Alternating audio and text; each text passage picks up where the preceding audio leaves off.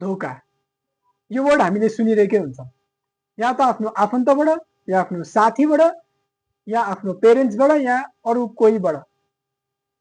So यो धोका भनेको अब कसैले मेरो गर्लफ्रेन्डले दियो, मेरो वाइफले दियो, मेरो मम बाबाले दियो, मेरो साथीले दियो, यस्तो यस्तो कुराहरू सुन्न पाइन्छ।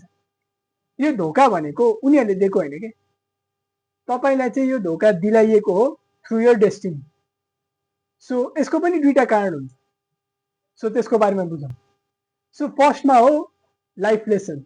सो हाम्रो आत्माले चाहिँ हरेक युगमा लेसन सिकिरहेको हुन्छ। We are a soul, not a body.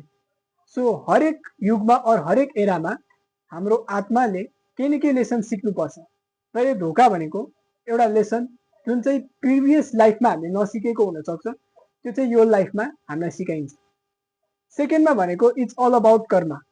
So हामीले प्रिभियस लाइफमा कसैलाई धोका दिएको होला, we don't remember what, right? So past लाइफमा हामीले जुन कर्म गरेको हुन्छ इन द फर्म अफ धोका टु अदर्स, त्यही सेम कुरा यो लाइफमा अरूले हामीलाई दिन्छ। सो यो भनेको कर्मको फल भयो। सो समराइजिङ इट, धोका भनेको हामीलाई दिलाइएको, न कि अरूले दिएको। एउटा भनेको हाम्रो लाइफ लेसनको लागि, अर्को भनेको हाम्रो कर्मको फलको लागि, राइट? सो यो भिडियो यति नै हो। If you love this video, do share this amongst your friends. बाँकी भनेको see in the next video. Till then, have a great day.